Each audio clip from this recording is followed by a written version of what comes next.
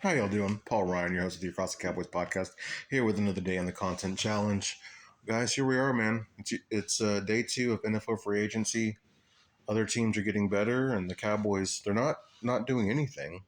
They did re-sign their long snapper. Shout out to him. I don't know why I can't think of his name. It's been a long day, guys, so forgive me. It's like Spilch or something. Anyway, I don't want to butcher his name. I apologize, sir, if you do ever see this video. But back to free agency. Yeah, the Cowboys did make a move. We can't say that they didn't. But again, other teams are getting better. I like the trade that the Panthers made with the Steelers to acquire Deontay Johnson. Remember a couple of days ago I asked, could Deontay Johnson be a potential trade target? Of course, he ended up not being a trade target for us, but shout out to the Panthers and the Steelers for getting that deal done. I think it's a good move for both teams. Um, Looking at the Cowboys and kind of sticking with the receiver theme a bit, I did ask on Twitter on our X, aka Twitter page, ATB Cowboys Pod, there on X again on Twitter. I asked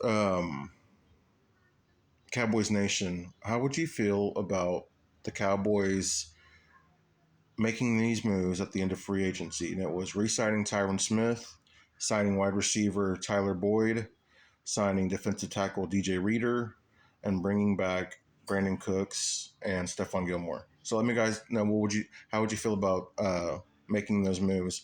But really, what I wanted to ask you about was Tyler Boyd. What are your thoughts on him?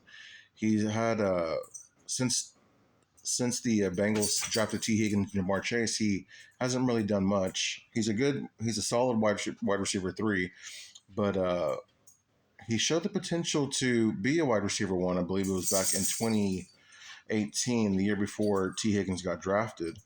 He's shown that he can handle volume and play both on the inside and the outside.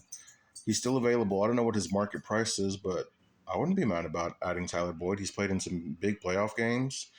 Like I said, he plays slot receiver and outside receiver.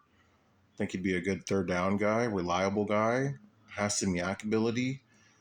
Um, and I think the year that he had a volume role, he had 7 or more touchdowns. I believe it was 7 touchdowns.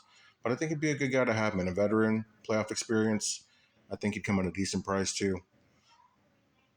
Now, this is kind of my fantasy brain taking over. I'm thinking about Tyler Boyd. And I'm thinking about the year I had him in fantasy when he went off. But now that I think about it, I like the idea of adding Tyler Boyd. Again, it depends on price. We know how the Cowboys are with around this time of year, not one to set the market, but the market looks to have been set, and there's some good guys out there. Some good guys that Stephon Gilmore still available, right? I think everybody wants him back.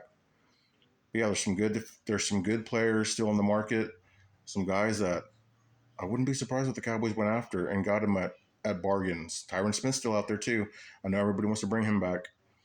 It'll be interesting to see, guys. It's been a dull offseason, but for the Cowboys, but an exciting offseason for the rest of the NFL teams. Cowboys still have some time, though. Let's not give up hope yet.